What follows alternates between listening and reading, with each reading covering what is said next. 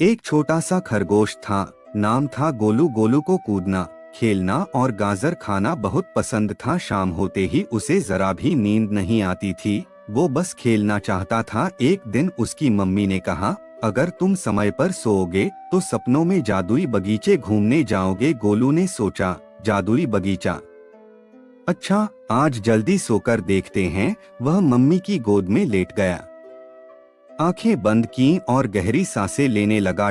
धीरे धीरे उसे लगा कि वह बादल पर लेटा है। उसने सपने में देखा कि चारों तरफ रंग बिरंगे फूल हैं, छोटे छोटे तारे नीचे उतरकर उसके साथ खेल रहे हैं और एक मुलायम बादल उसे झूला झुला रहा है।